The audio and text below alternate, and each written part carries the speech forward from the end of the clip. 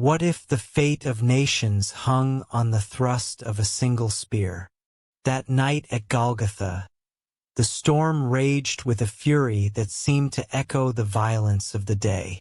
The sky, heavy with dark clouds, trembled beneath the weight of what had just unfolded. 3 crosses stood silhouetted against a bloodshot horizon, their wooden beams soaked with rain and the stain of sacrifice. The air was thick with the scent of iron and dust, and the once roaring crowd now murmured in uneasy silence, as though the earth itself held its breath. Among the soldiers assigned to guard the crucifixion was a man named Longinus. His armor clung cold and damp to his skin, his fingers twitching on the haft of his spear. Death was a familiar companion. He had seen it too many times. But the man on the central cross was different. He didn't curse his tormentors, didn't plead for mercy. His words were soft, his eyes steady with an unnerving calm, as if he knew something the rest of them didn't.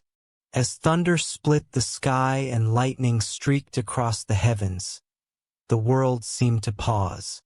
Longinus was ordered to end it. But what if he couldn't? He stepped forward, boots sinking into the sodden earth, and with one swift motion, plunged the spear into the side of the crucified man. Blood and water spilled in a dark arc, gleaming in the fading stormlight. A shudder passed through the gathered crowd, like a collective breath held and then released. Some gasped in horror, some sank to their knees, and others fled in fear, certain they had witnessed something far beyond a soldier's execution. That spear, once an ordinary instrument of iron, would never again be just a weapon. From that moment on, it would be steeped in legend, its story entwining with myth like ivy clinging to stone.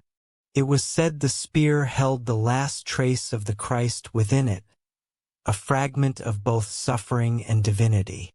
Those who touched it spoke of its weight, not in ounces or pounds, but in an invisible pull, a force that seemed to bend the very fabric of time and history toward it. As the storm raged on, tearing at cloaks and banners, the temple veil in Jerusalem was said to have torn in two at that very moment, a cosmic sign of barriers shattered. To the witnesses, the spear became more than an instrument of death.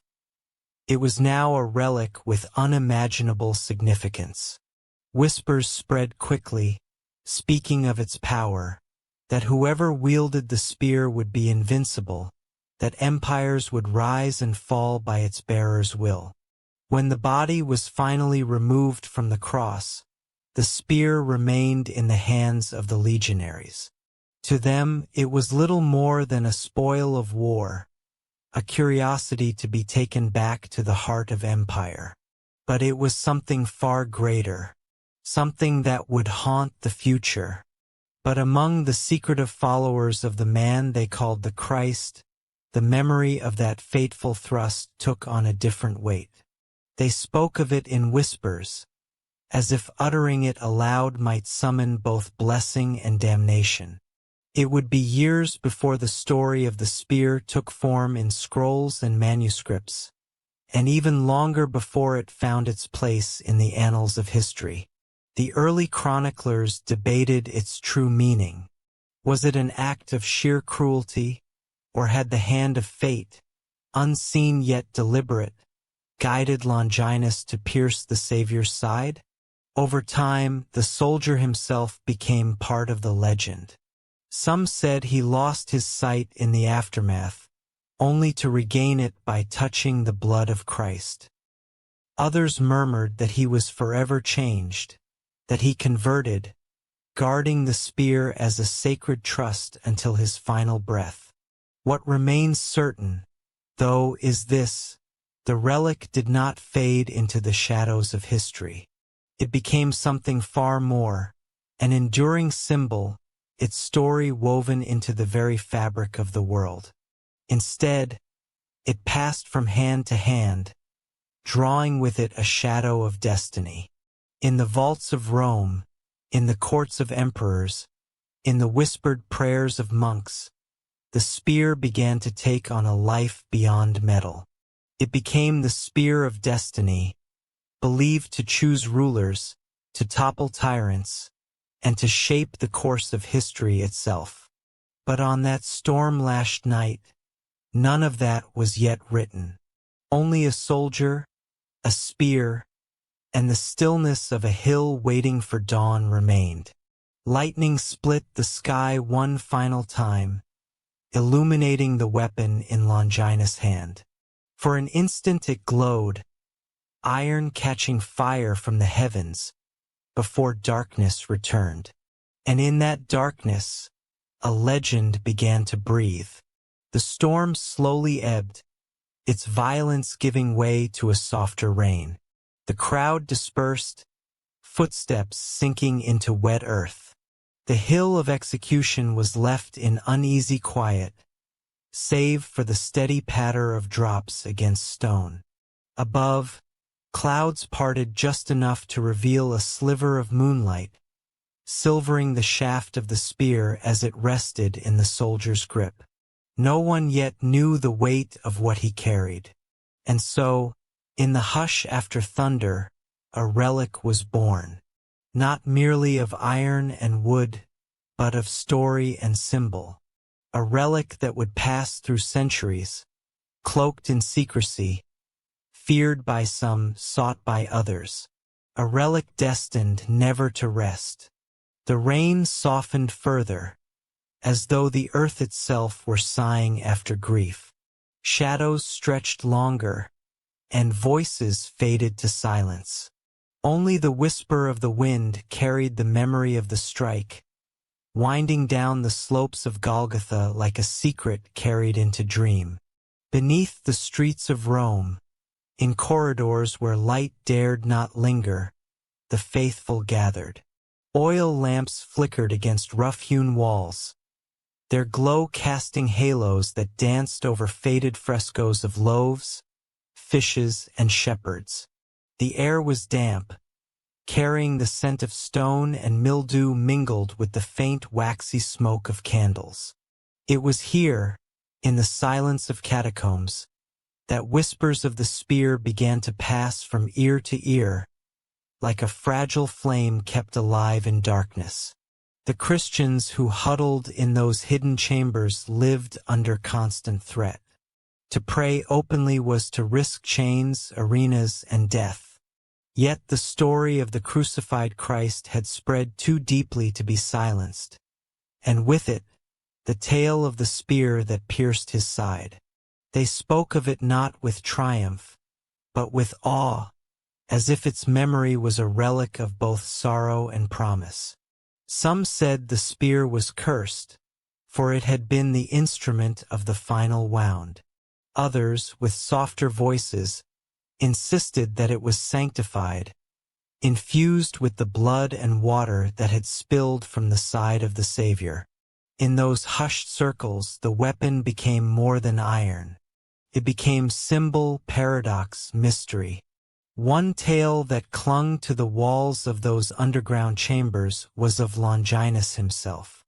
The soldier, they said, had been struck blind by the storm on Golgotha, punished for his violence. But when the blood of Christ touched his eyes, sight was restored.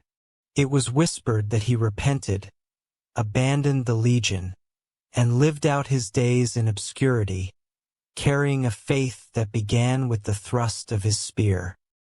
Whether truth or legend, the story gave comfort to those who feared the sword of Rome. Even the hand that pierced could be forgiven. The relic itself was said to have traveled quietly in the decades that followed. Some claimed it remained in Jerusalem, hidden by the first believers.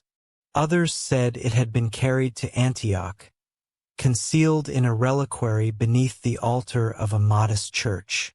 And still others murmured that it was already in the heart of Rome, tucked away in the private collections of senators fascinated by Christian artifacts, though forbidden to admit it.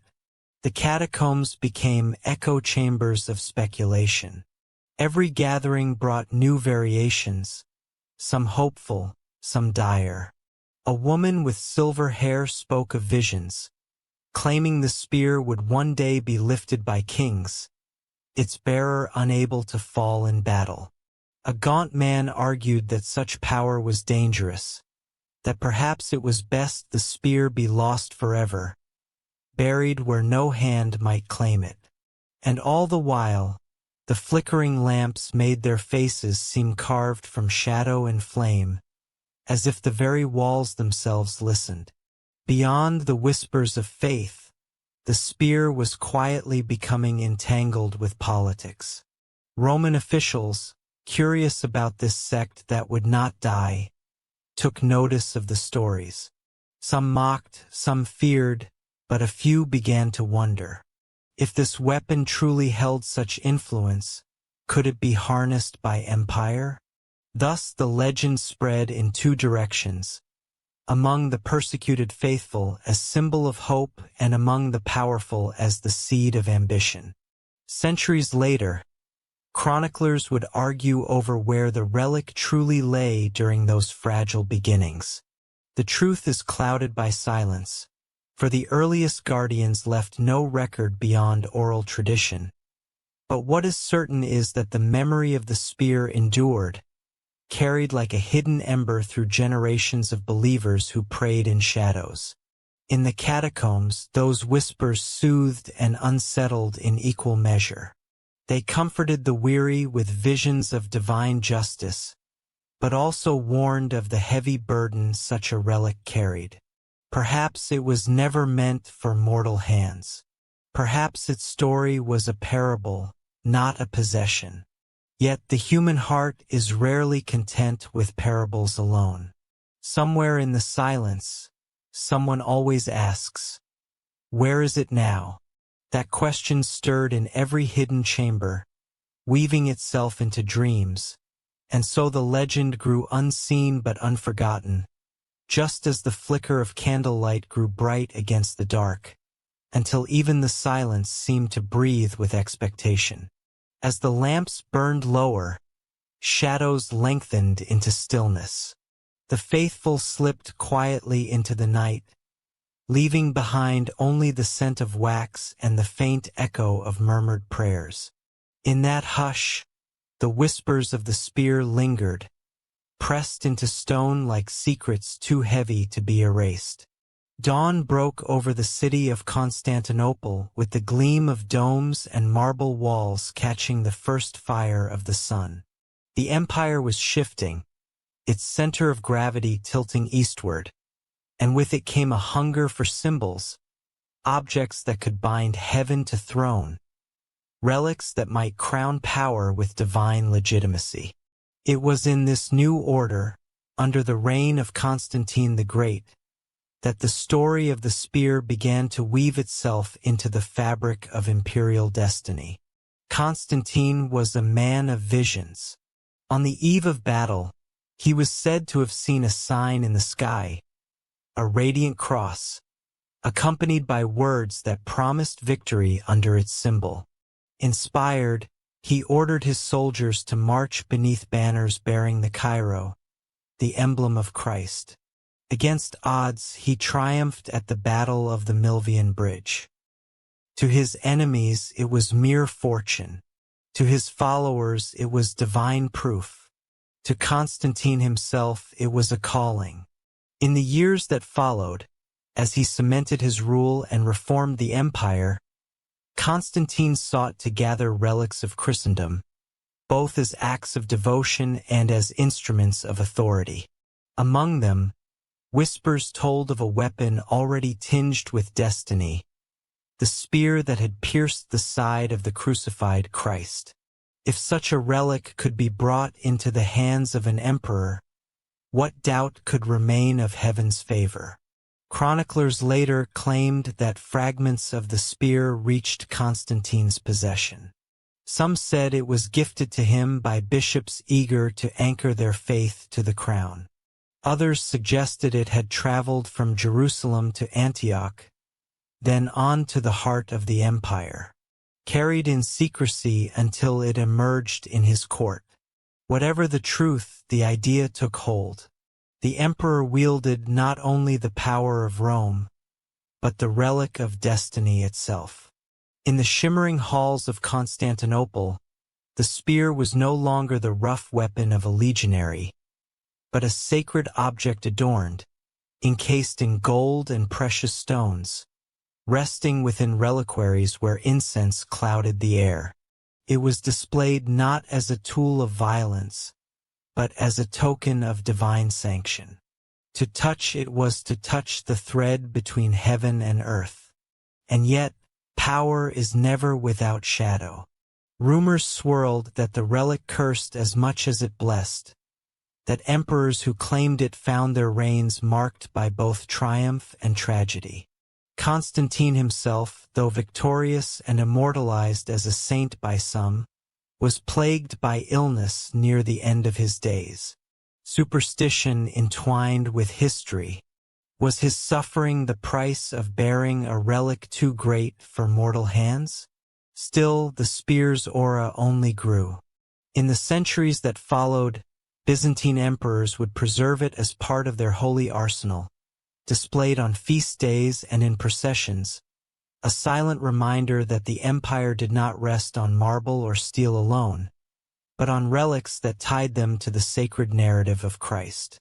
The spear became part of the language of power, a relic invoked in coronations and wars, its presence both blessing and burden. The common people too carried its story in their hearts. Pilgrims who glimpsed it spoke of awe that lingered for years after. They returned to their villages with tales of a relic that glowed like fire beneath candlelight, its aura heavy as a mountain, its silence louder than thunder. For them, the spear was not only imperial treasure, it was proof that heaven's story still touched the earth. And so the spear of destiny passed into empire, woven into mosaics of saints, sung in chants beneath vaulted domes and guarded in chambers of marble and gold. It was no longer the weapon of Longinus. It had become the emperor's relic, a jewel in the crown of Byzantium, a prize that would call to kings and conquerors for centuries to come. But relics are restless things. They cannot be locked away forever. Power clings to them like shadow to flame, drawing the gaze of those who hunger for dominion. The spear, born in storm and blood, had only begun its long journey. Ahead lay crusades, oaths, and betrayals. Ahead lay knights in white mantles, sworn to secrecy, who would one day claim it as their charge.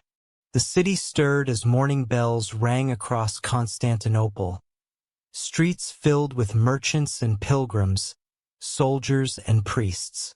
Yet deep within the palace, in a chamber heavy with incense, the relic lay waiting, silent, patient, watching. For relics do not sleep. They endure, waiting for the next hand to claim them, the next chapter to be written in their name. The bells softened into echo, and the golden light of morning stretched into calm. In that calm, the relic gleamed faintly beneath its casing, as though it carried within it not just history, but the heartbeat of prophecy. The road to Jerusalem was a ribbon of dust and blood, stretching across mountains, plains, and deserts, carrying with it men driven by faith, ambition, and hunger for absolution. The year was 1096, and the First Great Crusade had been called.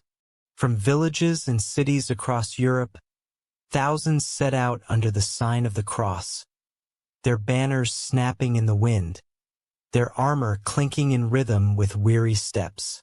Some marched barefoot, convinced each wound upon their body was a prayer. Others, armored knights, rode with the pride of noble houses, their swords sharp, their eyes burning with visions of paradise promised to those who would liberate the holy city. Yet among the murmurs of pilgrims and soldiers alike, another story followed them, quieter but more potent than any sermon. It was said that whoever marched into battle carrying the spear of destiny could not be defeated, that the iron point which had pierced the side of Christ bore within it not only sorrow, but unshakable victory. For men trudging toward uncertain death, such a tale was irresistible. The Crusaders carried relics of many kinds, splinters of wood said to be from the true cross, bones of saints tucked into reliquaries, vials of dust claimed to be from holy ground. But none ignited their imaginations like the spear. If the Emperor Constantine had once held fragments of it, if Byzantium itself guarded it within its palaces, might it not appear again, guiding their steps to triumph? And so, in the long nights by campfires, while jackals howled beyond the desert dunes, the story was retold again and again. Some swore the spear still rested in Constantinople, jealously guarded by emperors. Others claimed it had been hidden in Jerusalem itself, waiting to be unearthed by the faithful. A few whispered of Antioch, where ancient churches crumbled under dust, each stone hiding secrets of relics long forgotten. The crusade was marked by famine, disease, and ambush. Roads were littered with the fallen, their pilgrimage cut short by exhaustion or sword. Yet through their trials, the vision of the spear seemed to march with them. It became less an object than a promise. Endure long enough, and heaven's relic would appear to crown their suffering with meaning. Knights wrote letters home, describing battles where the tide seemed to turn at the last moment, victories that could not be explained by strategy alone. In their minds, perhaps unseen, the spear had been present. Priests traveling with the armies fanned the belief, preaching that God's favor rested on those who marched under relics, visible or hidden. Each triumph was fuel for faith. Each loss was explained away as the work of sin, urging them to seek the relic more fervently still. As they drew nearer to Antioch, battered and starved, the legend burned brighter. For Antioch was said to be a city of relics, a place where apostles once walked and prayed. If the spear was anywhere, surely it was there. The promise of finding it lent weary men strength enough to raise their banners again. But within that hope lay a shadow, for the spear was never a simple relic. It was power, raw and dangerous, and wherever power gathers, so too do suspicion and betrayal. Among the leaders of the crusade, a quiet rivalry formed. Whoever claimed the spear, should it be found, might claim not only divine protection but leadership itself. And so the relic, unseen, already sowed seeds of division. Even before its discovery, it guided hearts, sharpened ambition, and deepened the cracks between men who had sworn to march under one cross. The march to Jerusalem was not only a march of armies, it was a march of myth. Step by step, mile by mile, the blood spilled on the road was sanctified in their imaginations by the unseen presence of relics. Among them, none loomed greater than the spear, the iron point that promised victory to its bearer, even as it carried the memory of death upon a hill. As the Crusaders drew their cloaks tighter against the cold desert night, the flames of their campfires dwindled into glowing embers. Their songs softened into prayers, their eyes closing with exhaustion. But even in sleep, many dreamed of a weapon gleaming in candlelight, lifted high above armies. its shadow falling long across battlefields where no defeat could touch them. The night air cooled, the sands settling into stillness. A soft wind brushed over tents and banners, carrying whispers of destiny eastward, toward cities yet unconquered, toward relics yet unearthed. The year was 1119, and Jerusalem had been taken. The holy city, long a dream, now lay in the hands of the Crusaders. Yet the roads to it were still dangerous, lined with raiders, thieves, and shadows of rival empires. Pilgrims came in steady streams, barefoot and trembling, yearning to see the places where Christ had walked. Too often they never arrived. The deserts and passes claimed them, not only by thirst, but by the sword. It was in this peril that 9 knights approached the king of Jerusalem, whither they pledged not to seek wealth or glory, but to devote themselves to the protection of pilgrims and the safeguarding of holy relics. They wore plain mantles, carried swords not for conquest, but for guardianship, and bound themselves with an oath that would echo through centuries.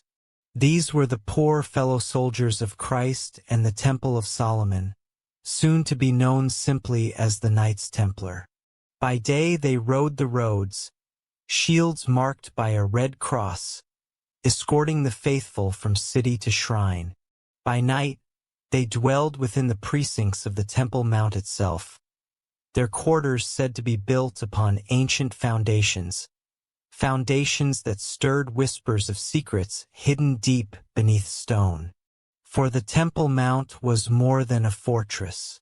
It was the place where Solomon's temple once stood, where rumors of treasures and relics lay buried in dust and silence. The oath of the Templars was stark, binding them to poverty, chastity, and obedience.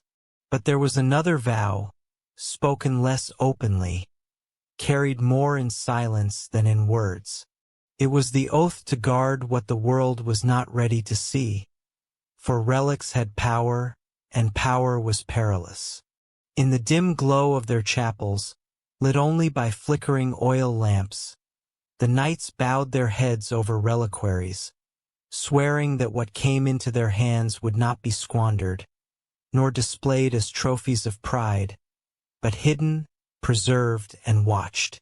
It was in these early years that the legend of the spear entwined itself with the Templar order. Some said that fragments of the holy weapon had already passed into their keeping. Others claimed they sought it tirelessly, searching vaults, digging beneath ruins, piecing together fragments carried east by rumor and scroll.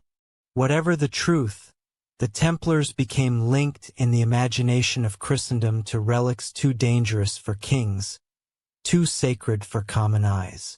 The Church at first regarded them with suspicion, knights who prayed like monks, monks who fought like knights. But soon their reputation grew, their discipline and secrecy inspiring both awe and unease. Pilgrims spoke of them as angels with swords. Rulers saw them as men who answered to no king but God. And in every hall where whispers stirred, one question always followed. What do they guard beneath the temple? Some said it was gold beyond measure. Others said it was scrolls from the time of Solomon, containing mysteries lost to the world. But a few, speaking in hushed tones, wondered if the spear itself rested in their hands, kept from the world until the appointed time, guarded by vows stronger than iron. The Templars themselves never confirmed nor denied. Their silence only deepened the mystery, and perhaps that was their wisdom, for a relic such as the spear could crown kings or destroy them, could inspire armies or plunge nations into ruin. Better it remain hidden beneath stone, wrapped in silence, guarded by oaths that bound men more tightly than chains. On nights when the desert winds howled against the walls of the temple precinct, the knights gathered in their chapel. Cloaks folded, swords laid aside, they knelt in rows upon the stone floor. Their prayers rose in a rhythm older than battle, a whisper that wove through arches and pillars. And always there lingered the sense of guardianship, that they were not only soldiers of Christ, but keepers of something ancient, something the world must not hold carelessly. The candles guttered as the night deepened, shadows stretching across the stone like long fingers. And in that silence, their oath lived, not written on parchment, not carved in marble, but carried in breath and blood. The oath of guardianship, the oath of secrecy, the oath of the spear. The march to Antioch was a march through hunger. By the winter of 1097, the Crusaders were hollow-eyed, their boots worn to rags, their bellies gnawed by famine.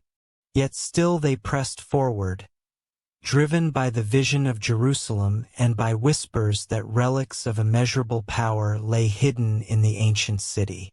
Antioch, once the seat of apostles, stood like a jewel on the Orontes River, its massive walls daunting, its towers bristling with defenders. To take it seemed impossible, to abandon it meant despair. The siege dragged on for months. Men gnawed on leather straps to quiet their stomachs. Horses, once proud chargers, were slaughtered for meat. Disease thinned their ranks, and desertion whispered through the camp like plague. Yet amid the suffering, hope clung to a single thread, the possibility that heaven itself would intervene, that the relics of Christendom might be revealed to strengthen the faithful. It was in these desperate days that a monk named Peter Bartholomew stepped forward. He was a man of gaunt frame and fervent eyes, claiming to have received a vision. In his dream, Saint Andrew had spoken to him, revealing that the Holy Lance, the spear that had pierced the side of Christ, lay buried beneath the floor of the Church of St. Peter in Antioch. His words rippled through the weary camp like fire through dry straw. Was this madness born of hunger, or the divine answer they had long prayed for? Skepticism warred with faith. Some leaders scoffed, accusing Peter of invention. Others, too exhausted to doubt, clung to the possibility. At last a small band entered the church, tearing at the stone floor with picks and bare hands. Hours passed, sweat mixing with dust, until at last a cry rang out. A spearhead, dark with age, was lifted from the earth. The discovery electrified the camp. Priests declared it a miracle, proof that heaven had chosen the crusade. Soldiers wept openly, convinced that the tide of war had turned. The relic was carried through the ranks in solemn procession, torches blazing, chants rising into the night sky. Men who only hours before had despaired now knelt in the mud, convinced they touched the edge of destiny. And indeed, victory followed. Reinforced by new strength, the Crusaders stormed the city, taking Antioch against all odds. To them it was proof undeniable. The spear had given them triumph, just as prophecy foretold. From that moment, its presence overshadowed every march, every battle. Yet even in victory doubt clung. Some whispered that Peter's vision was deception, that the spear unearthed was but an old weapon planted in desperation. The leaders of the crusade were divided. Was this truly the relic, or a symbol conjured to sustain faith? But symbols have power, often greater than truth. For the men who carried it, belief itself was enough. The relic was guarded with reverence, wrapped in cloth, borne into battle as a standard of hope. And wherever it went, morale surged like fire. Yet the deeper question lingered. Was this the true spear, or one of many fragments scattered across time? The world would never know with certainty, and perhaps that uncertainty was its greatest strength. A relic unseen can be doubted. A relic held in trembling hands cannot be ignored. For the Templars, who rose to prominence in the decades that followed, the tale of Antioch became woven into their own tapestry of secrecy. They too were whispered to have sought the true spear, perhaps beyond Antioch, perhaps in places the crusade had never reached. Whether they ever touched it, no one can say. But Antioch had proved one thing beyond doubt. Relics could move armies, could turn despair into victory, could bend the fate of nations. As the city settled under uneasy Crusader rule, the spear was enshrined within its churches, lit by candles, venerated by pilgrims. Yet in the silence of night, questions lingered. Was this truly the iron that pierced the side of Christ? Or was it simply iron, given power only by the desperate faith of men? The lamps in Antioch's chapels flickered low, their flames guttering against the draught of winter wind. Shadows stretched over the stone floor where the spear had been unearthed, as though the ground itself still remembered the trembling hands that tore it open. Outside, the Orontes flowed dark and silent, carrying the secret onward, as if it knew that the relic's journey had only just begun. Beyond the dust of Antioch and the echoes of victory, the relic's story wound deeper into secrecy. Not all treasures were meant for procession or public veneration. Some were meant to vanish into the shadows, where only the sworn few could stand as their guardians. For the Knights Templar, whose fame was spreading across Christendom, the spear became more than a legend carried in rumor. It became a charge whispered in the cloisters of stone. Their commanderies rose like islands of silence across Europe and the Holy Land. Fortresses of pale limestone, their walls stern, their chapels austere, they held within them more than swords and shields. Beneath cloisters echoing with prayers, beneath chapels lit by single candles, vaults were carved into the earth. There, reliquaries were placed, golden, silver, or sometimes plain wood, for the humblest box could hold the holiest treasure. In one such commandery, it was said a reliquary lay hidden, wrapped in silk, set upon an altar where no pilgrim's foot was ever allowed. The chapel above seemed plain, its walls undecorated, its crucifix unadorned. Yet those who were permitted to descend the narrow stair spoke of something glimmering in the half-light. A shard of iron, black with age, mounted in gold and crystal. Some swore it was a fragment of the spear itself. Others insisted it was only one of the many copies that had multiplied across centuries. But for the Templars, the question of authenticity mattered less than the vow of guardianship. Their order was bound not to display such relics, but to protect them, shield them from ambition and corruption. To kings, relics were symbols of dominion. To the Church, they were tokens of authority. But to the Templars, they were burdens, weights of responsibility, bound to secrecy and sacrifice. The less the world knew, the safer the relic remained. And so the hidden chapel was never spoken of openly. Its existence was denied, even as rumors seeped through the cracks of history. Chroniclers searching centuries later would find traces. A note in the margin of a manuscript, a drawing concealed beneath a palimpsest, a passing line in a monk's diary. And in the vault, beneath the red cross, lies the iron of Golgotha.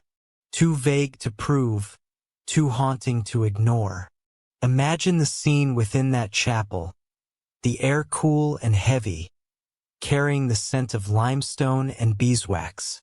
A single lamp burns before the reliquary, its flame wavering in the breath of unseen drafts. 2 knights kneel before it, heads bowed, their swords laid on the floor in silent reverence. Neither speaks, words are unnecessary. The relic does not require declaration, it requires only presence. The silence itself becomes prayer. Perhaps the spear was never truly there. Perhaps what rested in that reliquary was merely a fragment of faith itself, a symbol of what men long to believe. Yet symbols can be sharper than iron. They can pierce the soul more deeply than any weapon. And in the Templars' hidden chapel, the power of belief was guarded more fiercely than any king's crown. The world outside bustled with trade and ambition. Pilgrims poured through ports, kings schemed in their courts, popes drafted decrees. But in that secret place, time seemed to hold still. The relic waited, untouched by the rush of kingdoms patient as stone. The Templars understood something that many forgot. Relics do not simply belong to history, they belong to eternity. Their guardianship was not merely to preserve the spear for one age, but to keep it safe for all the ages yet to come. And so the hidden chapel became not only a vault of stone, but a vault of silence, a silence that endured long after the men who kept it turned to dust. The lamp flickers, the silence deepens, and in that stillness, the relic waits. Whether iron or imagination, whether truth or myth, it waits. For relics, like secrets, are never truly lost. They slumber in hidden chapels, in forgotten vaults, in the corners of memory where only whispers remain. Far to the west, across the Mediterranean, the heart of Christendom throbbed with ritual and authority. The Vatican, a fortress of faith and political might, kept its gaze fixed on the world with a mixture of devotion and wariness. In the shadowed halls of the Apostolic Palace, papal scribes and advisors whispered, their pens scratching across parchment as though the ink itself carried fear. For some stories were too dangerous to be written plainly, and among them, the tale of the spear loomed larger than most. The legend had traveled slowly through the centuries, through the whispered memories of pilgrims, the letters of crusader knights, and the guarded journals of monks. By now, the Church understood that relics were not merely spiritual tokens, they were instruments of power. Kings coveted them, popes wielded them, and somewhere beyond the Church's reach, the spear, dark, iron-bound, infused with destiny, was said to exist in the hands of men sworn to secrecy. The unease began with questions. Who truly held the spear? Could it be used to challenge the Church's authority? Was it already influencing rulers, silently tipping the scales of wars, coronations, and betrayals? Scholars debated whether the relic had ever left Jerusalem, while advisors counseled caution, insisting that knowledge itself could be a weapon. To speak of it aloud was to invite both desire and danger. In chambers lined with gold and frescoes depicting saints and martyrs, scribes copied manuscripts, often in code or hidden notation. Marginalia hinted at the Templars' possession of something extraordinary, yet references were veiled in symbols only the initiated could decipher. Maps were drawn with secret markers, inked with invisible instructions meant to guide, or mislead, the next seeker. Popes themselves were not immune to fear. Some argued that the spear's existence posed a threat to the stability of Christendom. If the Templars or any mortal hand commanded it openly, what king or emperor might rise beyond obedience to Rome? One cardinal, pacing the marble floors, remarked quietly that relics were as dangerous as any army, their power hidden yet absolute. Another warned that the Church must always maintain plausible ignorance, for to claim knowledge would be to declare a target upon themselves. Yet there was also temptation. If the Vatican could claim ownership of the spear, or even fragments of it, it would be the ultimate symbol of divine favor. Popes imagined processions in which the relic would appear, blessing armies, swaying kings, and affirming the supremacy of the Church. But the risk of exposure was too great, and so the Vatican chose a path of secrecy, better to pretend ignorance than to invite catastrophe. The tension deepened as whispers of the Templars' growing influence reached Rome. Knights who took vows of obedience to the Church, yet operated independently in distant lands, carried both treasure and rumor. The spear was said to be among them, hidden in vaults beneath austere chapels, its iron point reflecting candlelight in ways no outsider could see. To the Vatican, this was both miracle and menace, a relic that could inspire, and a relic that could destabilize. In response, the scribes labored quietly, cataloging manuscripts, encrypting knowledge, and ensuring that the story of the spear would not be fully known to the wider world. References were buried in allegory, passed down through generations with the assurance that only those trained in the Church's arcane language might ever interpret them. And yet, even with these precautions, anxiety lingered. Relics, after all, have a way of surfacing when least expected. Outside the palace, Rome carried on with its grandeur and routine. Bells rang from towering campaniles, markets thrummed with activity, and pilgrims knelt in basilicas beneath golden mosaics. Yet in the hidden chambers the Church held its breath, for they knew that the story of the spear was more than legend. It was a living force, capable of shaping kings, armies, and history itself. And as long as it remained in secret hands, their unease would never fully fade. The candle flames flickered and guttered, casting long shadows across walls adorned with saints' faces. The scribes leaned closer to their parchments, aware that each stroke of ink was a thread in a delicate web. Outside the city slept, but within, the Vatican's fear pulsed quietly like the heartbeat of a secret too potent to be revealed. Far from the grandeur of Rome and the tumult of battlefields, cloisters rose in quiet corners of Christendom, their arches and columns forming a sanctuary for prayer, contemplation, and secrets. Here, monks walked in measured steps, their robes whispering against stone floors, their eyes lowered in devotion, or perhaps in the careful calculation required to safeguard knowledge that could topple kings. These cloisters were not merely homes of faith, but vaults of memory, where the story of the spear threaded itself through generations. Within the dim candlelight, manuscripts were copied with meticulous care. Ink flowed like liquid shadow, tracing letters that often concealed more than they revealed. Marginalia held cryptic symbols, maps disguised as ornamental flourishes, and phrases in tongues known only to the initiated. A curious eye might pass over the text and see only scripture or doctrine, but those trained in the arcane patterns of the Church could discern a map of movement, a code pointing to relics hidden beyond the reach of casual inquiry.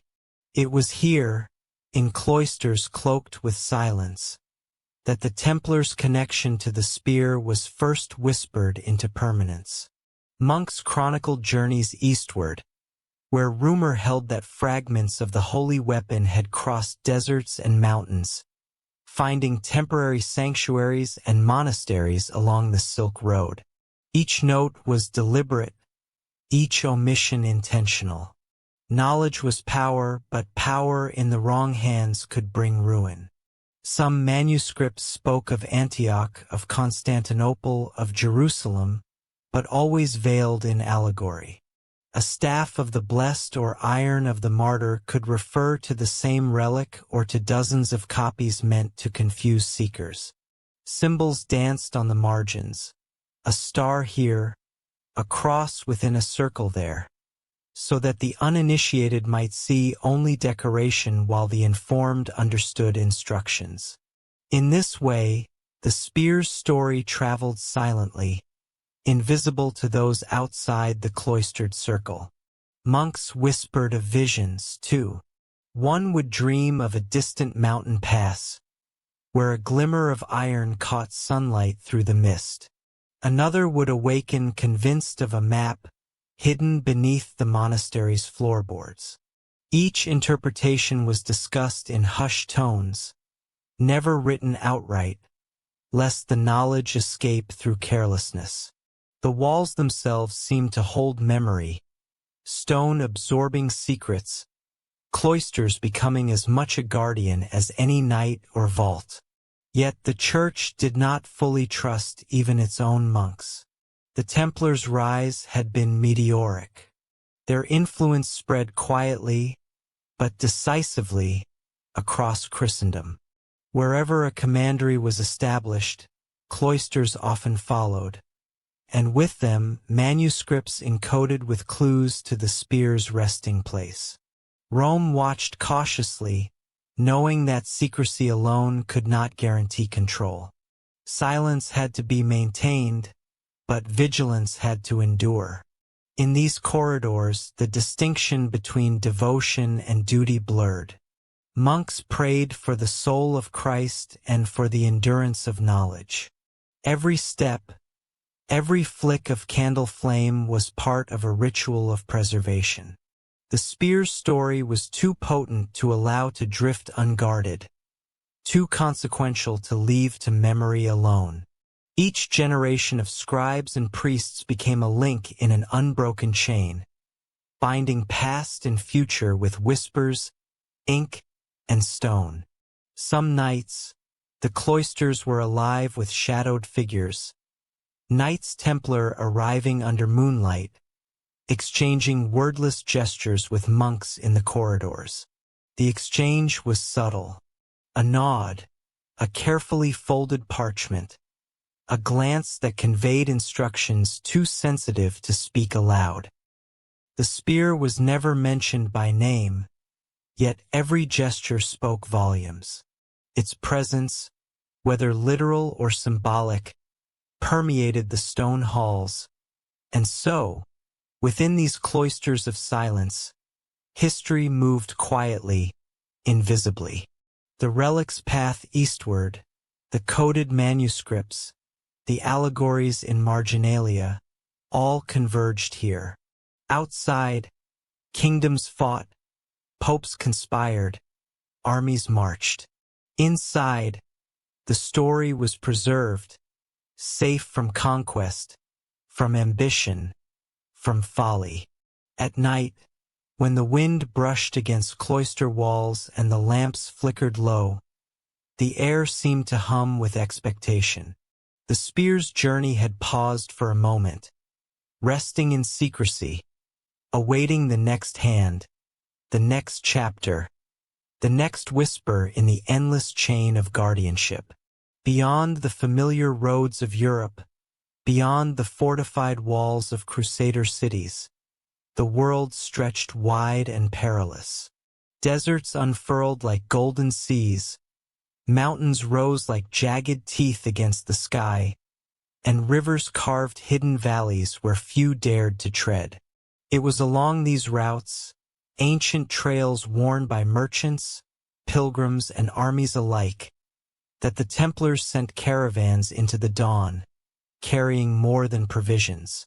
They bore secrets, relics, and fragments of knowledge that could shift the balance of power in kingdoms far from the Mediterranean. The early morning sun touched the sands with rose-gold light as mounted knights and humble pack animals moved in careful formation. Each caravan was meticulously planned. Scouts rode ahead, messengers maintained lines of communication, and guards flanked the relics carried within reinforced chests wrapped in cloth and iron. Among these precious cargoes were manuscripts encoded with the location of sacred objects, fragments of holy relics, and sometimes, it was whispered, portions of the spear of destiny itself. The journey was treacherous. Raiders struck without warning. Desert winds could strip water from the veins of men and beasts, and mountains demanded skills that few possessed. Yet for the Templars, danger was a companion and secrecy a shield. Each traveler understood that they were not merely transporting goods, they were shepherding destiny. Every fragment, every map, every careful step was a thread in a tapestry woven from centuries of faith, ambition, and fear.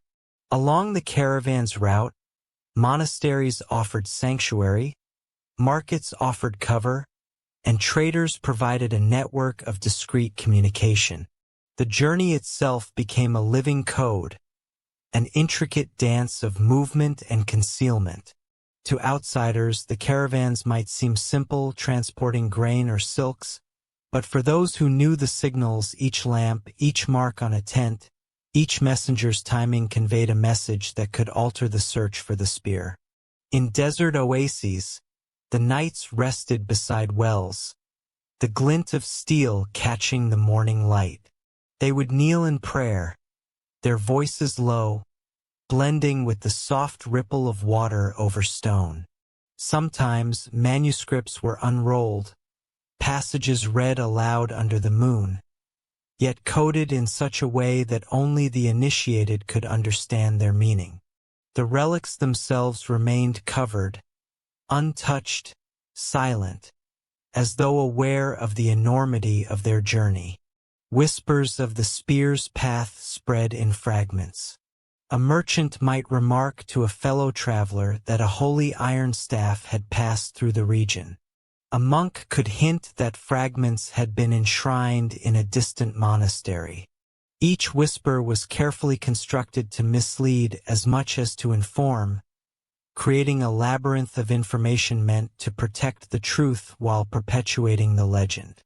By the time the sun reached its zenith, the caravans would often disappear into heat-hazed horizons, silhouettes merging with dunes or cliffs.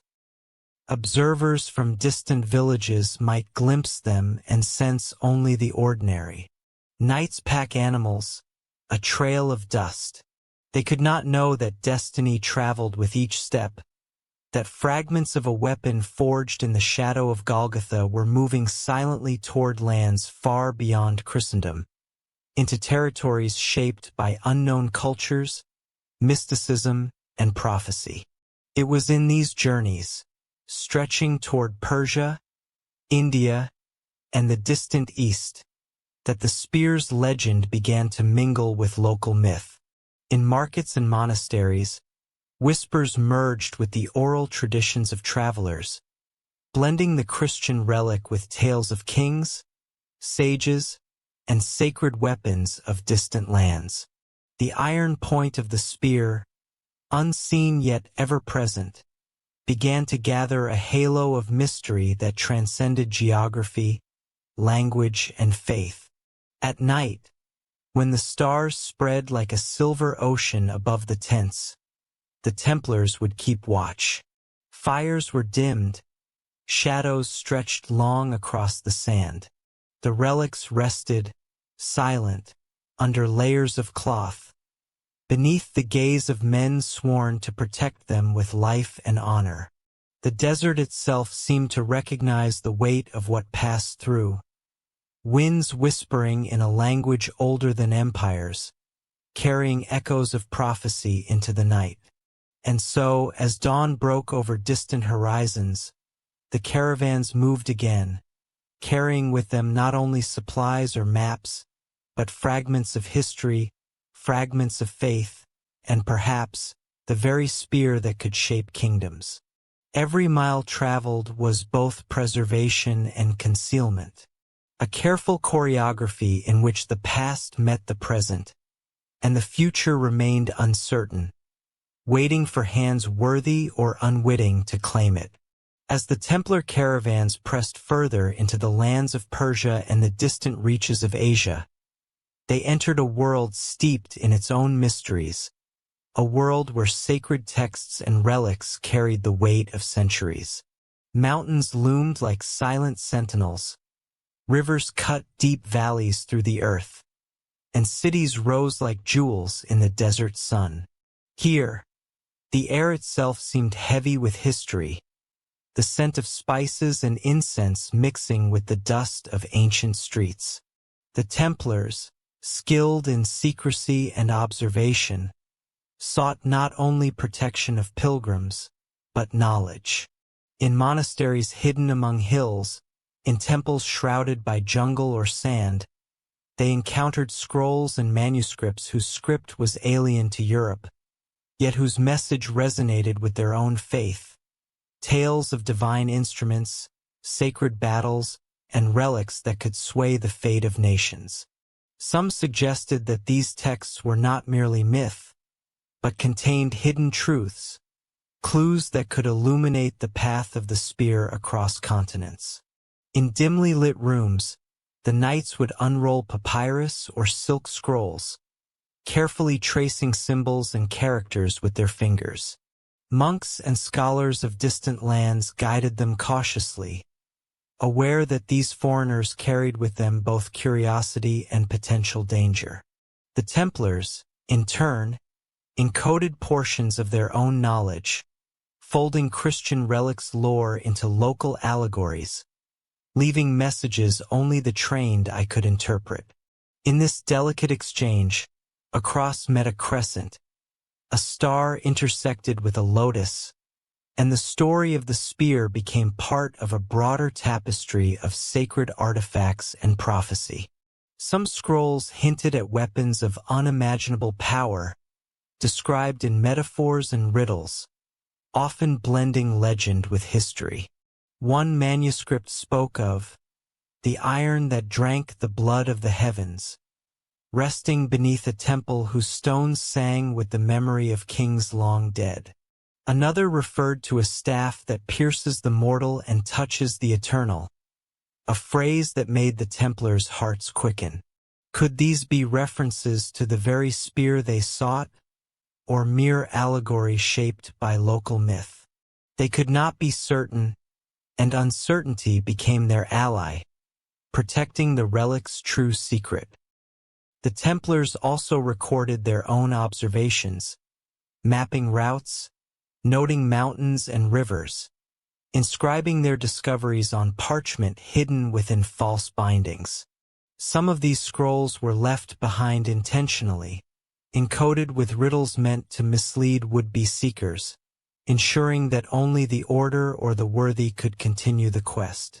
In the interplay of discovery and concealment, the spear's legend gained layers, weaving east and west into a narrative that spanned continents.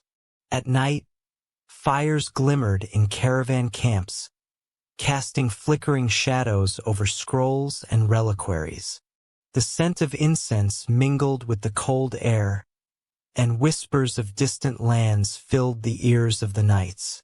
Some dreamed of temples where iron shafts gleamed beneath golden roofs. Others imagined battles fought in the mists of prophecy, where the spear would choose its bearer in silence. The journey was as much spiritual as it was physical. Each mile eastward deepened the aura of mystery that surrounded the relic. In bustling markets, the Templars observed artisans and merchants, absorbing not only trade goods but symbols and signs, a pattern on a rug, a motif carved into a doorframe. Even a sequence of prayers chanted in a temple could be interpreted as guideposts, points along a path meant to lead them closer, or perhaps further from, the relic. They understood that the world itself could be read like a manuscript, and that the spear's story had become entwined with geography, culture, and the collective memory of countless peoples. By the time the caravans pressed into the Himalayas and the fringes of Central Asia, the legend of the spear had begun to take on a mythic quality. Some locals spoke of a staff of the sky, glowing faintly in dreams, a weapon that would emerge when the world was ready. Others told stories of distant warriors who carried iron that could pierce fate itself. To the Templars, these whispers were both caution and encouragement, evidence that the relic's power was recognized far beyond Christendom, and that its destiny was not bound to a single kingdom or culture. And so, amid mountains, deserts, and hidden monasteries, the spear's journey continued, unseen yet potent. Scrolls recorded its echoes, allegories disguised its truth, and knights moved carefully, aware that every discovery could carry both enlightenment and danger. In the interplay of East and West, faith and secrecy, history and legend, the relic endured, its destiny intertwined with the silent hands that sought to preserve it and the whispers of the world that carried its story across continents and centuries. No secret is immune to human ambition, and no relic, however sacred, can escape the shadow of betrayal.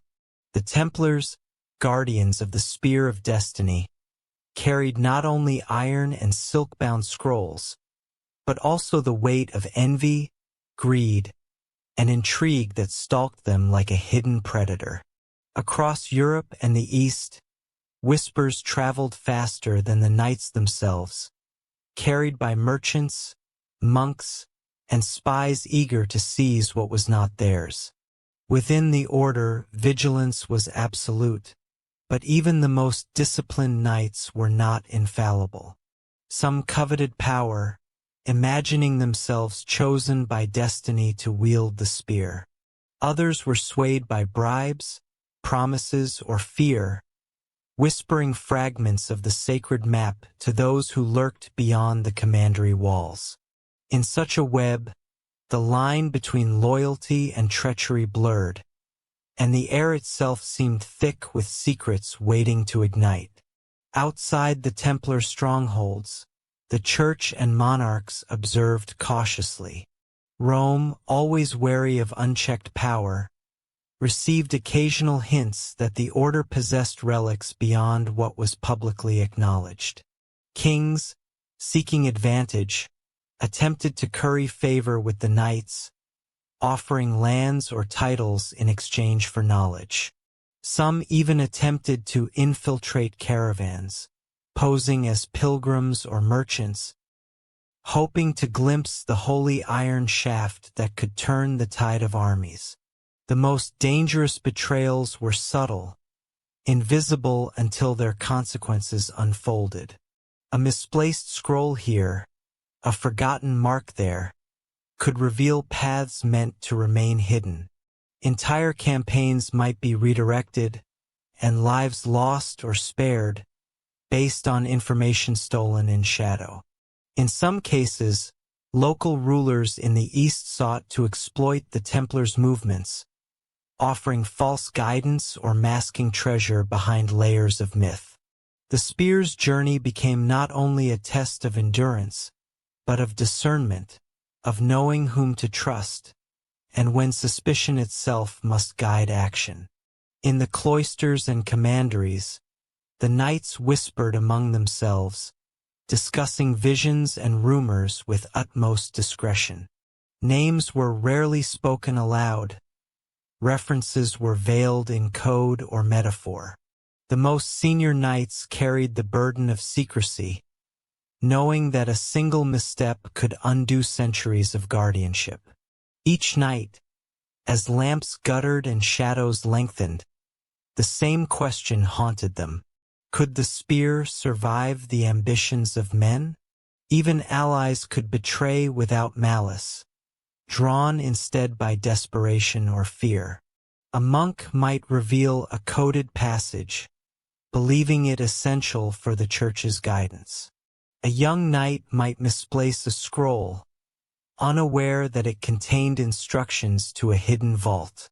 And so, the guardian's vigilance became almost ritualistic, a nightly confirmation of locks, a meticulous inspection of all communications, and constant reaffirmation of their sacred oath. Yet betrayal did not always arrive as violence or theft. Sometimes it came in the form of misdirection, convincing the Templars that the spear rested in one place when it lay elsewhere. Entire campaigns could be planned around illusions, journeys prolonged by cunning deception. And in these moments, the relic's presence was felt most acutely, not as iron or wood, but as a force shaping destiny, compelling caution, patience, and resolve. The story of betrayal became entwined with the Templars' legend. Chroniclers later wrote of disappearances, sudden deaths, and mysterious movements that defied explanation.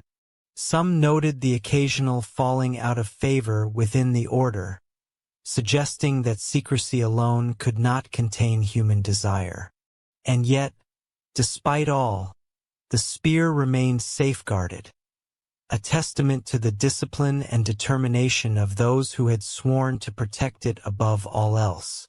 By nightfall, in chambers heavy with incense and candlelight, the knights knelt in solemn vigil. Outside, the world raged with ambition and intrigue, but within silence held dominion. And in that silence, the spear of destiny remained, a sleeping power, aware of betrayal yet untouched by it, waiting for the hand worthy to guide its destiny once more. Legends speak not only of relics, but of those who transport them across the seas, carrying destiny in timber and iron.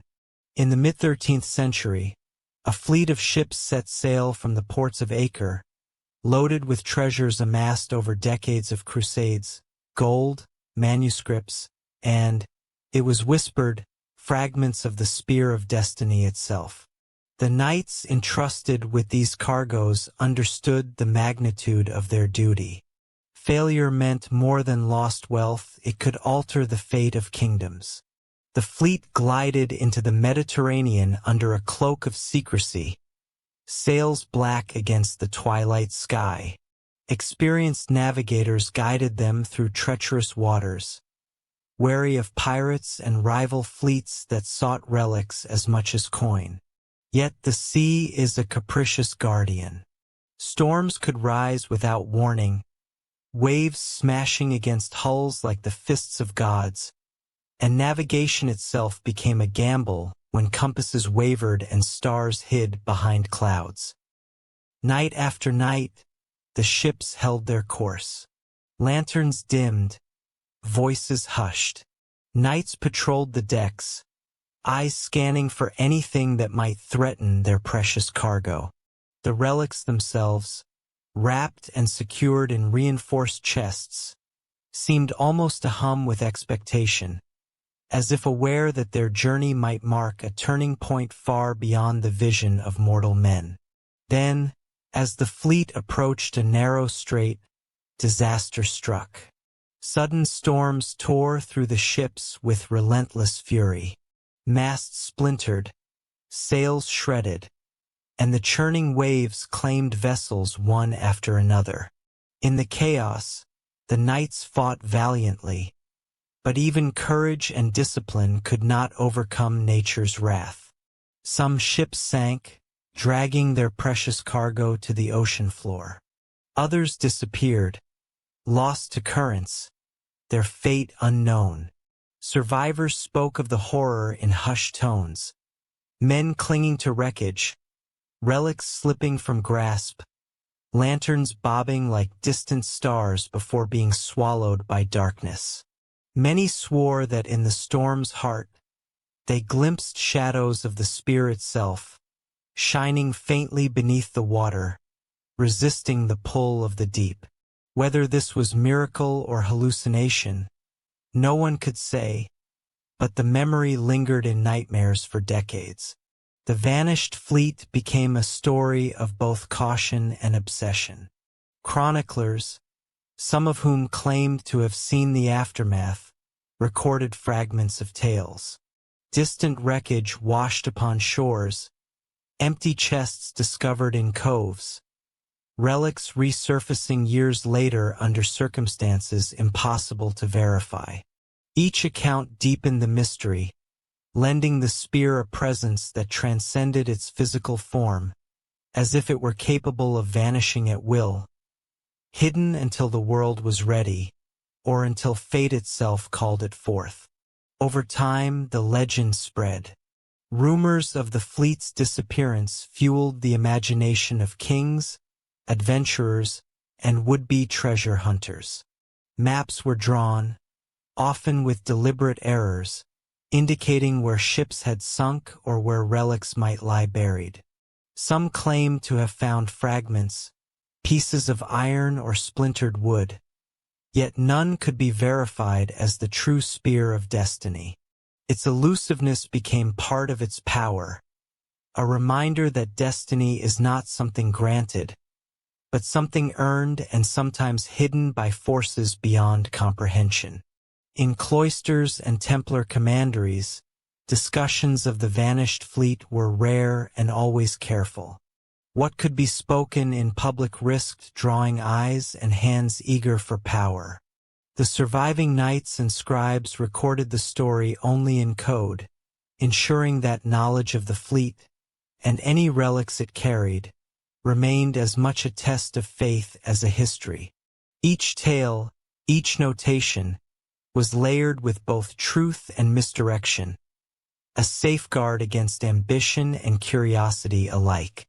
Even today, the vanished fleet echoes in legend, a testament to the perilous journey of holy relics, iron that had pierced Christ's side, carried across seas in secret, submerged beneath storms, remained untouchable by greed, yet tantalizingly present. It was proof that some forces, both sacred and temporal, cannot be contained, only respected. And in the quiet moments, when the sea is calm and moonlight glimmers across the waves, one can imagine the relic, resting somewhere below, waiting, patient, enduring, and perhaps still aware of the hand destined to claim it. By the early 14th century, the Templars had become more than guardians. They were a force that even kings and popes eyed with envy and suspicion. Their wealth had grown vast, their networks spanned continents, and their knowledge of relics, both real and rumored, was unparalleled. Yet power carries its own peril, and the order that had protected the spear of destiny now faced enemies within and beyond Christendom, men who feared that no relic, no matter how sacred, should be beyond their control. Pope Clement V, under pressure from King Philip IV of France, began a campaign against the Templars that would shake the foundations of the order. Charges of heresy, blasphemy, and corruption were leveled, often with scant evidence, but sufficient to rally public fear. Knights who had sworn to guard relics now faced accusations of betrayal, their vows twisted into justification for persecution. Within the shadows of fortified halls, the tension was palpable.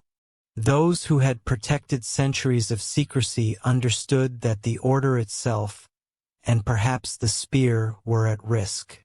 Arrests came swiftly, commanderies were raided, manuscripts seized, and knights dragged to dungeons where interrogations ranged from psychological pressure to brutal torture. Some confessed under duress, naming allies and revealing fragments of secret knowledge, while others remained silent, keeping oaths even at the edge of death.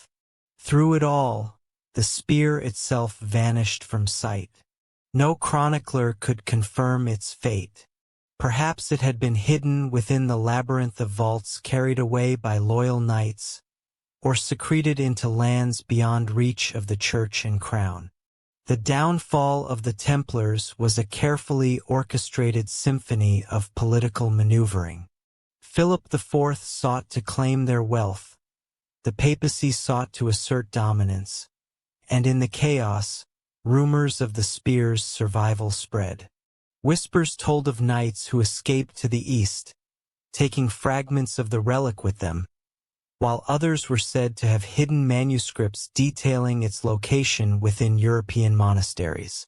The line between history and legend blurred, and the spear's presence became a shadowy thread woven into every rumor of Templar survival. Monasteries and cloisters became temporary refugees. Some knights melted into obscurity, joining other orders or adopting new identities, always carrying in memory or in possession the relic they had vowed to protect. Others sailed secretly to distant lands, traversing seas and deserts as they had for decades, ensuring that the spear of destiny would not fall into hands unworthy. Each act of concealment reinforced the legend. A relic too powerful to be known, too dangerous to be revealed, yet too potent to be forgotten. The church and monarchy celebrated the Templars' suppression, unaware that the order's true influence persisted in hidden corners of the world. Crypts beneath abandoned commanderies, coded manuscripts in the libraries of Europe, and remote monasteries in the East served as silent witnesses. In each, the legacy of guardianship endured, proof that faith and secrecy could withstand even the most aggressive attempts at eradication. Even the public tales of betrayal and execution carried hints of the spear's survival. Chroniclers spoke of visions, miraculous escapes, and relics appearing mysteriously in distant regions. Whether truth or legend, these accounts ensured that the notion of the spear remained alive in the imagination, an enduring force shaping stories, ambitions, and dreams long after the knights themselves had vanished. By night, in silent halls where candles flickered and stone absorbed the weight of history, the Templar legacy lived on. Secrets whispered through walls, manuscripts concealed knowledge, and the spear, whether iron, myth, or both, remained beyond reach. Its journey continued, protected not by armies but by oaths, hidden paths, and faith that transcended persecution. And so, the fall of the Templars did not mark the end of the spear, but the beginning of a new chapter. Its guardians became shadows in history, its presence a legend that threaded through Europe, the East, and beyond, waiting for the hand capable of unraveling the centuries of mystery and fulfilling its silent, enduring promise. In the aftermath of the Templar trials, the world seemed to have turned a page. Publicly, the order had been dissolved, its wealth seized, its knights imprisoned or executed. Yet shadows often tell a different story than history books, and in those shadows, the spear of destiny endured. Some said it had been smuggled into secret vaults beneath European monasteries. Others whispered that loyal knights had carried it eastward, hiding it where no king, pope, or invader could claim it. These secrets were maintained with the precision of a surgeon's hand. Manuscripts were rewritten, notes recoded, and cryptic symbols etched into walls and floors, visible only to those trained to read them. Each alteration was deliberate, a means of protection and misdirection. A single misstep could reveal the spear's location to men whose ambitions were fueled by greed rather than reverence. Thus, the guardianship of the relic became a delicate balance between concealment and preservation.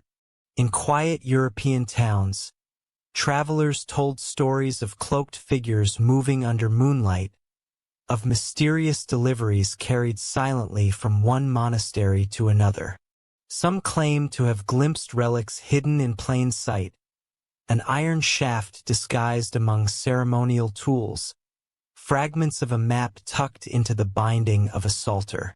To the untrained eye, these objects were mundane. To the initiated, they were pieces of a puzzle spanning continents and centuries. Even within the church, knowledge was carefully compartmentalized. Cardinals, monks, and scribes knew only what was necessary to maintain the illusion of ignorance, each sworn to secrecy by oaths older than kingdoms. The very act of hiding became ritualistic, with procedures as sacred as prayer. Keys were entrusted to the worthy, codes passed down orally, and the significance of each item reinforced not by force but by devotion. The Templars' former allies, scattered across Europe and Asia, became silent custodians. A monk in Constantinople might guard a manuscript that hinted at a hidden vault in France. A retired knight in Sicily might hold a relic fragment without knowing its full history. These men and women carried their charges with a quiet intensity, aware that each object, each scroll, each coded note, was part of a larger legacy. Legends grew in tandem with secrecy. Villagers whispered of iron that glowed faintly in the power. Stories crossed borders, blending into the oral traditions of distant lands. In some regions, local sages incorporated fragments of Templar knowledge into their own mystical frameworks, creating a tapestry where Christian relics intersected with Eastern prophecies. The spear itself became less a physical object than a symbol, a concentration of destiny that transcended iron and wood. Its presence could be felt in careful movements, in whispered prayers, and in the meticulous preservation of knowledge. Knights and monks alike recognized that they were not merely safeguarding a weapon, but a story, a force, and a responsibility that had endured since Golgotha itself. Night after night, in hidden chambers and silent corridors, guardians checked their charges. The flicker of candlelight played across stone walls, revealing cryptic markings, obscure keys, and carefully bound scrolls. Each movement was deliberate. Each decision weighed with the understanding that even centuries of secrecy could be undone by a single act of carelessness or betrayal. And so, in the centuries following the Templars' fall, the spear persisted, not as a trophy but as a living secret. Its power was preserved not in display but in shadow, sustained by devotion, discipline, and an unbroken chain of guardians who understood that the world was not ready to hold it. In the quiet of night, when the wind brushed stone walls and the world seemed asleep, the relic remained, patient, eternal, waiting for the moment when history and destiny might finally converge. As the spear of destiny continued its hidden journey, whispers of its existence began to echo in lands far beyond Europe. In the east, amidst sprawling cities, mountain monasteries, and desert fortresses, legends of a sacred iron staff emerged, often intertwined with local prophecy.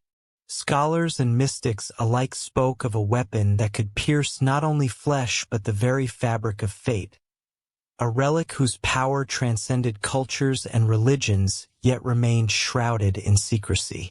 Templar emissaries traveling eastward often encountered these stories, their curiosity tempered by caution. In Persia, They were told of a staff of heaven, glimpsed by monks in dreams during nights of meditation. In India, Brahmin sages hinted at a divine spear that chose its bearer, appearing only when the world teetered on the edge of destiny. Though the language and symbolism differed, the resonance was unmistakable. This was the same force that had whispered through Antioch, guided caravans, and survived the fall of the Templars. The guardians of the spear understood the significance of these prophecies. They were not mere folklore, but part of the veil that protected the relic.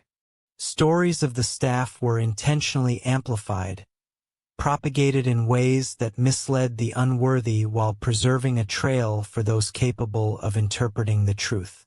Maps folded into manuscripts, symbols encoded within sacred texts, and allegories embedded in rituals all carried subtle guidance for those who could perceive it. In remote monasteries high in the mountains, Templars would discuss the meaning of these prophecies with local scholars, often using cryptic metaphors. One night, a monk described a vision of a spear that glimmered under the first light of dawn, carried not by kings, but by a figure cloaked in shadow whose presence alone could alter the fate of nations. The Templars nodded in solemn understanding. They recognized the message of patience, secrecy, and vigilance. The spear would reveal itself only when the world was ready, and the right hands were prepared. Even as these journeys continued, the shadow of betrayal lingered. Local rulers sometimes sought to claim the relic for themselves, offering hospitality or trade in exchange for knowledge. Others attempted to disguise their motives beneath diplomacy or spiritual instruction. The Templars, trained in discernment, navigated these encounters carefully, aware that one misstep could unravel centuries of guardianship. Nightfall often brought visions, literal and metaphorical, to those who had glimpsed the spear or heard of its power. A fire flickering in a desert camp could seem to illuminate the path forward. A dream of iron-piercing stone might guide the next caravan's route. Each subtle sign was studied with reverence, as if the relic itself were communicating through the layers of legend, prophecy, and encoded instruction. And so, the spear's legend merged with the mystical landscape of the East. It became part of local lore, entwined with the cycles of kings, sages, and warriors. By never revealing itself fully, it maintained an aura that transcended culture, language, and faith. In every whispered tale, every cryptic manuscript, and every careful observation, the spear's presence endured, a silent force threading through continents and generations. The Templars' role was both simple and immense: to preserve, to conceal, to interpret the subtle signs that guided its path. And in doing so, they ensured that the spear of destiny remained intact, its power preserved beyond the reach of greed, ambition, or folly. The world might see only legend, but those sworn to its protection understood the truth. Destiny itself moved quietly in the shadows, and the spear, patient and eternal, waited for the hour it would emerge once more. In the remote monasteries of Central Asia, hidden among mist-shrouded peaks and quiet valleys, manuscripts lay undisturbed for decades, sometimes centuries. The Templars and local monks worked together, copying texts by candlelight, preserving sacred knowledge in symbols, codes, and allegories. Among these texts were records of the spear of destiny, its path veiled in layers of metaphor and careful misdirection, a story meant to survive without revealing its secrets to the unworthy. The mist that rolled through the valleys seemed almost alive, curling around stone walls, slipping beneath doors, and blanketing courtyards in a hushed, otherworldly quiet. Within this gentle obscurity, scribes moved with precision, their pens scratching across parchment like whispers of wind through the mountains. Each stroke of ink carried centuries of guardianship, every symbol deliberately crafted to conceal and reveal at once. Some manuscripts were written in local languages, others in Latin, Arabic, or Hebrew. Many contained diagrams resembling constellations, maps folded into impossible geometries, and riddles that blended scripture with astrology. The Templars studied these texts with great care, cross-referencing allegories with their own knowledge of Europe and the Holy Land, seeking patterns that might indicate the spear's presence or the next step in its journey. Occasionally, travelers stumbled upon these monasteries, unaware of the sacred responsibility held within their walls. A wandering trader might see only ink and vellum, or a curious student might notice odd symbols etched into floor tiles. To the uninitiated, these were curiosities. To the guardians, they were lifelines, channels of communication across time and space, guiding the faithful in shadows toward a destiny entwined with the spear. Even in mist and solitude, threats lingered. Rival powers had begun to sense the remnants of the Templar order, tracing the subtle footprints of knights who had escaped the purges of Europe. Letters intercepted in distant markets, travelers' tales, and misinterpreted maps could expose the relic to greed and ambition. For this reason, every manuscript was layered with protection, false roots, symbolic misdirections, and embedded codes that only the disciplined and learned could decipher. Knights in the monasteries carried their own magic. Candles flickered, illuminating walls painted with saints, warriors, and symbols too complex for casual interpretation. Outside, mists thickened, rolling down slopes like living memory.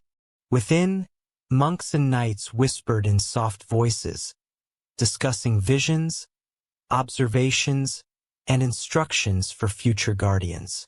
Even sleep was carefully timed, a ritual in which dreams were noted and interpreted as subtle messages, a language only those attuned to the spear could read.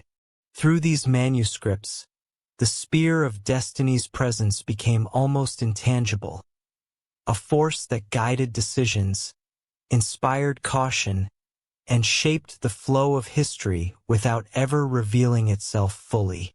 Every fold of parchment, every coded line, was a reminder that power resides not only in possession, but in patience, understanding, and secrecy. The relic's influence was subtle yet persistent, shaping destinies without direct contact, always present yet almost imperceptible. And so, amid mist and mountains, the guardians preserved what could not be claimed, wrote what could not be spoken plainly, and moved in silence among the echoes of centuries. The spear itself rested somewhere unseen, its legend preserved in coded texts and the quiet vigilance of those who understood that history is often written not in battles and proclamations, but in shadows and ink, in the soft rhythm of breath and the careful stroke of a pen. Beneath ancient monasteries, forgotten castles, and even humble chapels, hidden vaults held the treasures of 1,000 years, their entrances disguised in shadow and stone. These vaults were not merely storage, they were sanctuaries, designed to protect what the world was not ready to know. Among these treasures, the spear of destiny may have rested, its iron point silent, its presence both feared and revered. The entrances were cunningly concealed, a false floorboard here, a carved niche there, a stone so expertly set that even careful eyes passed over it without notice. Within, the air was cool, thick with the scent of aged wood, candle wax, and the subtle tang of iron. Relics, manuscripts, and coded objects lay arranged with meticulous care, as if the very order of placement could safeguard their meaning. Each vault had its guardian, a monk, a knight, or sometimes both, sworn to secrecy and trained in rituals of vigilance that had been passed down for generations. Access was limited. Only those deemed worthy, trained in the codes of the order, could navigate the locks, keys, and labyrinthine corridors designed to thwart intruders. Some vaults required the knowledge of several individuals in separate locations. Others demanded subtle gestures, whispered phrases, or the alignment of stars at precise moments. Every measure was a test, ensuring that the spear of destiny and its associated knowledge remained beyond the grasp of the unworthy. The vaults themselves carried a quiet majesty. Candles flickered across stone walls adorned with faint inscriptions, some legible, some cryptic. Scrolls and tomes rested upon wooden shelves lined in shadow, while relics were placed on velvet or within ironclad chests. The spear, if present, would lie swathed in cloth, its iron shaft absorbing the dim light, waiting in patient silence for the right hand to claim it. The air seemed charged with anticipation, a presence that could be felt but not seen. Guardians maintained constant vigilance. Nights were spent in quiet watch, footsteps measured and breaths shallow. Some reported dreams in which the spear itself seemed to guide them, subtle indications of danger or protection. Others sensed shifts in the vault's atmosphere, a whisper of air that carried a message only discernible to those attuned. It was as though the relic had its own consciousness, quietly influencing those sworn to its care. Despite all precautions, threats remained. Treasure hunters, ambitious nobles, and even members of the clergy sought access to these hidden vaults, drawn by legend and rumor. Some infiltrated cloisters in disguise, hoping to catch a glimpse of iron glinting beneath cloth. Others relied on bribery, intimidation, or betrayal. Yet the vaults endured, their secrets layered with misdirection and protected by generations of disciplined guardians. Legends of these hidden repositories spread across regions, growing into whispers of miraculous artifacts appearing in distant lands. Some vaults were intentionally relocated, moved brick by brick to obscure locations, leaving only hints in marginalia or coded diagrams. Others remained untouched for centuries, their guardianship passing from hand to hand, always maintaining the delicate balance between protection and concealment. In these vaults, the spear of destiny existed not as a mere object, but as a living testament to faith, secrecy, and the careful orchestration of history. Its presence was both reassuring and terrifying, a symbol of ultimate power yet preserved in silence, invisible to the eyes of the ambitious, waiting for the moment when destiny itself would awaken it. And so, beneath the quiet world of monks and stone, the spear endured, a patient witness to the passage of centuries, hidden yet profoundly present, waiting for the world to be ready to meet it once more. Even as the centuries passed, the echoes of the Crusades resonated across Europe and the Near East, leaving trails of memory, legend, and hidden relics. The spear of destiny, once carried across battlefields stained with blood and devotion, remained entwined with these echoes, its path marked by the movements of knights, armies, and whispered instructions encoded in manuscripts. Though the wars had ended, their consequences lingered like a faint, persistent shadow.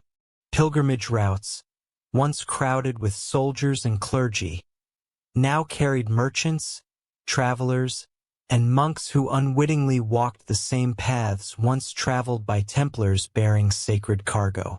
Along these roads, fragments of legend circulated, glimpses of iron hidden in vaults, stories of knights disappearing into the east with precious relics, and visions of a staff that could sway the fate of nations. These echoes were subtle yet persistent, a reminder that destiny often moves unseen in the quiet movements of those who remember and preserve it. The spear itself had become a symbol, a beacon, and a warning. Chroniclers noted its presence in the margins of texts, sometimes disguised as allegory, other times hinted at through metaphor. In one illuminated manuscript, a knight's lance shone brighter than the rest, guiding the viewer's eye along a map drawn in miniature, suggesting a secret path from Acre to distant lands. To the uninitiated, these were mere decorations.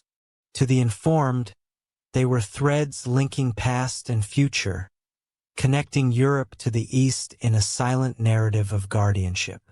The echoes extended beyond Europe. In distant lands once touched by crusader expeditions, stories of iron staffs and sacred weapons persisted in local folklore.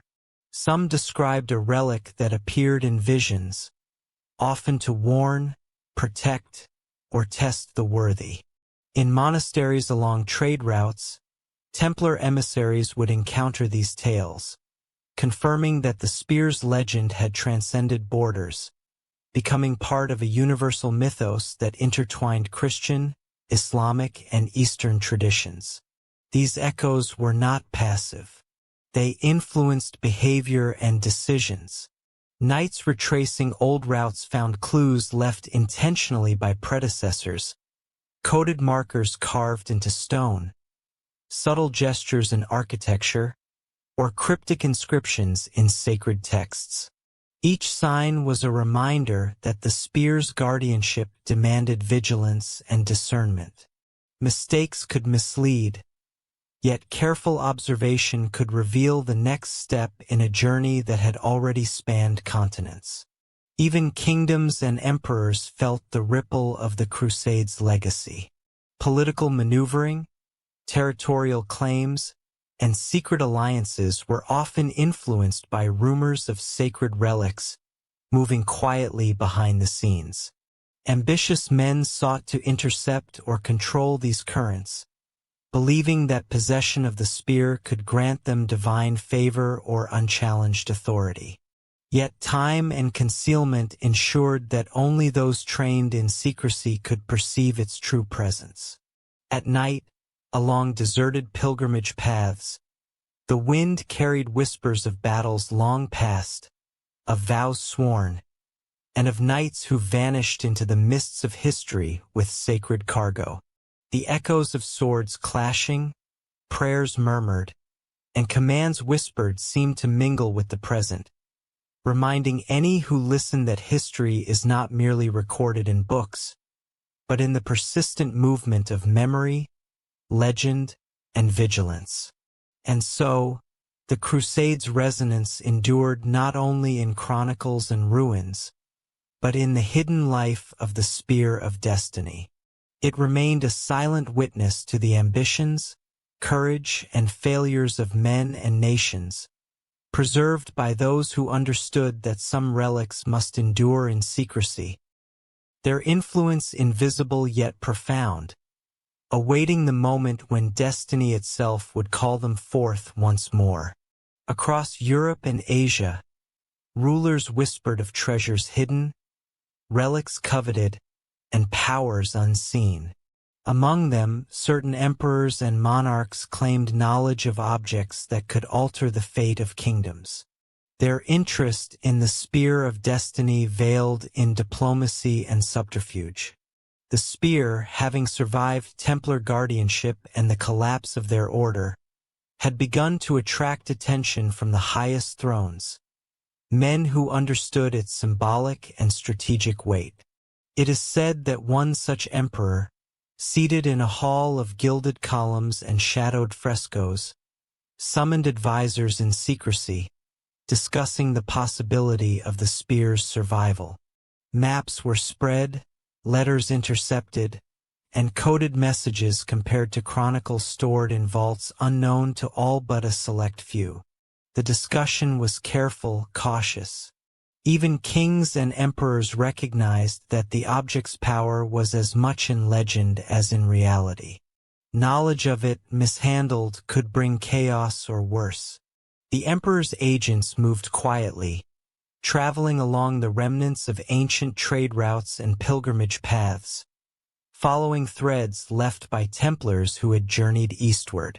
They encountered monasteries, merchant caravans, and cryptic manuscripts, carefully weighing each clue against prophecy and rumor. Some led to false trails, others hinted at hidden vaults in remote corners of the empire. Every discovery reinforced the sense that the spear's legend was as potent as its reality, a symbol of authority and destiny intertwined. At court, the emperor's fascination was both spiritual and strategic.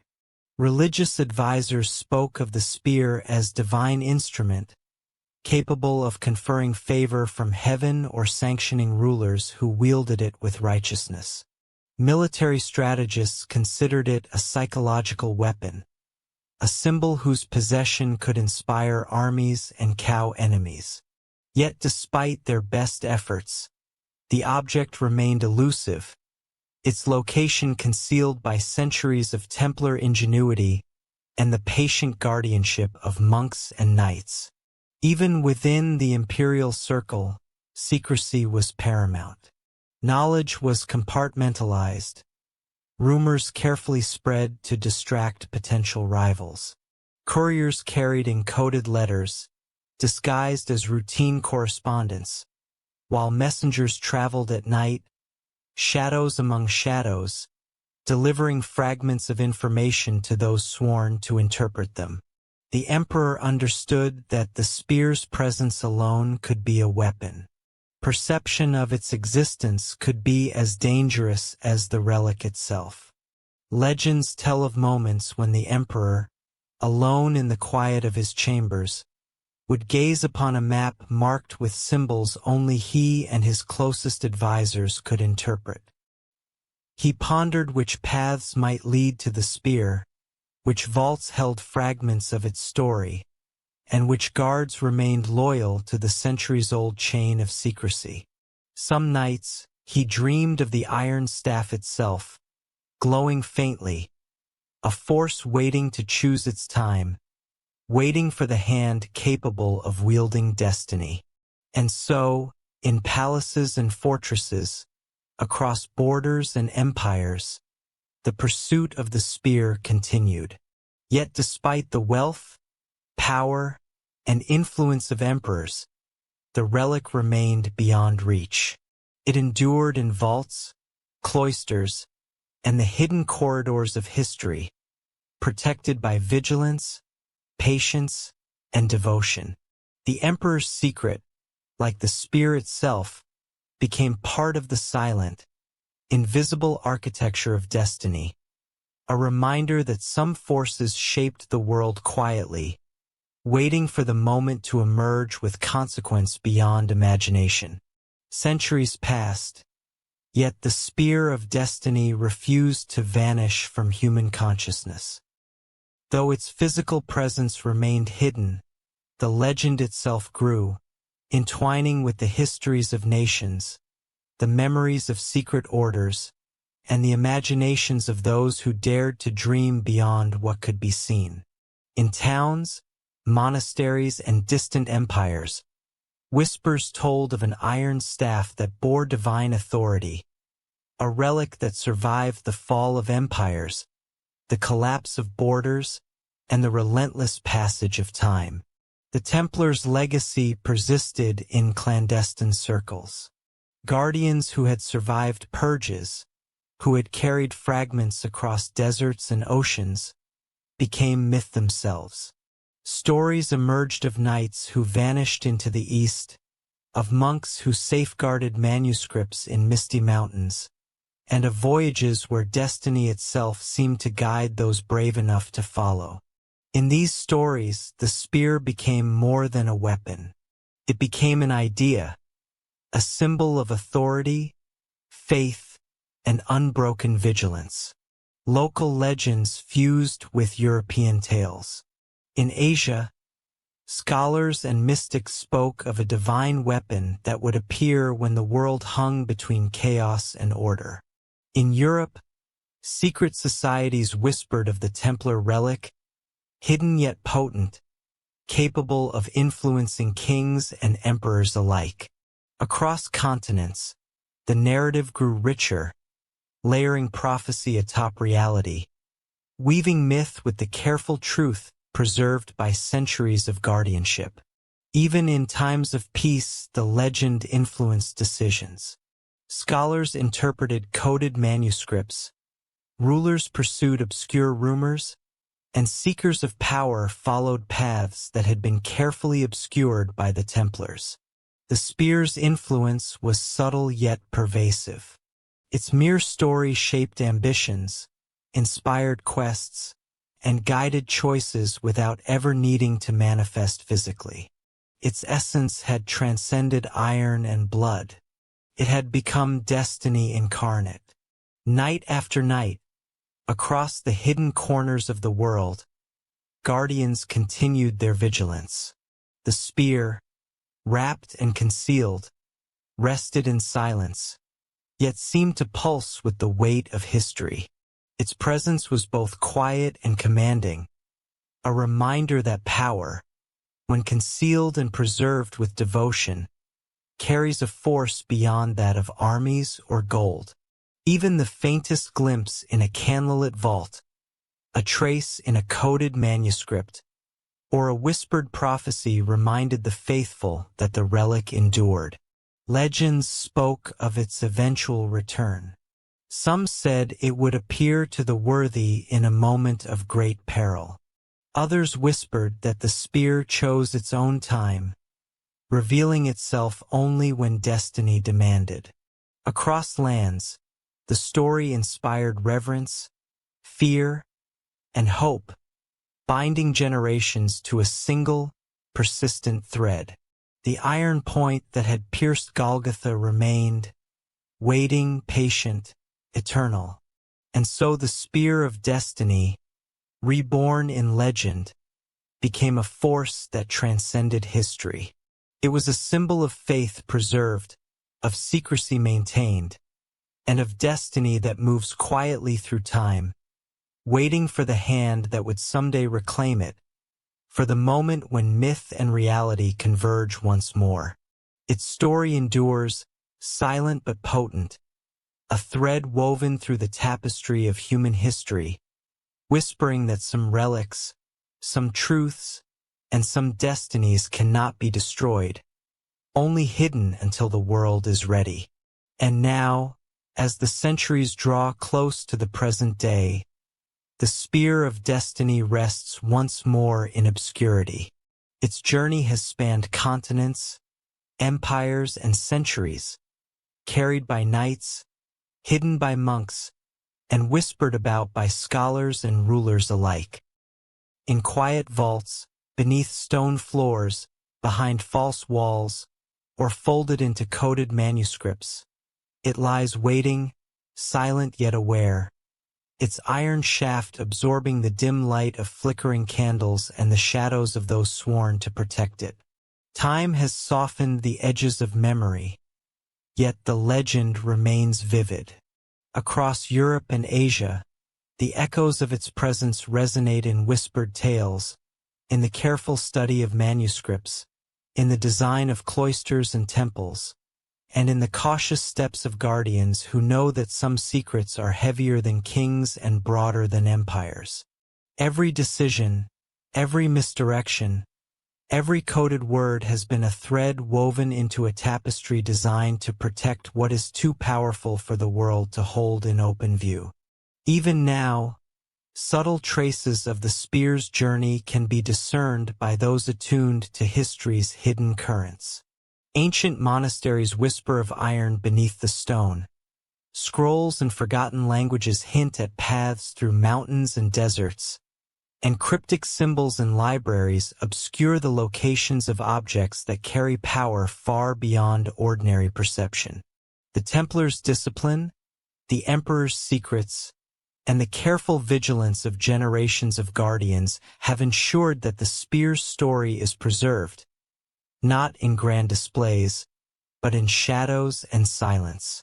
As night falls and the world drifts toward slumber, one can imagine the faint glow of destiny lingering in hidden chambers. The air seems almost charged, carrying the memory of battles fought in secrecy, journeys undertaken in shadow, and whispers exchanged between those who understood that some relics are not merely artifacts but living witnesses to faith, courage, and patience. Even in stillness, the spear exerts its quiet influence, guiding the faithful and inspiring the vigilant, shaping history from the unseen corners of the world. And yet, even as centuries have passed, one cannot help but wonder. For all the secrecy, for all the vigilance, for all the journeys across continents and oceans, is the spear of destiny still waiting for the hand worthy to claim it?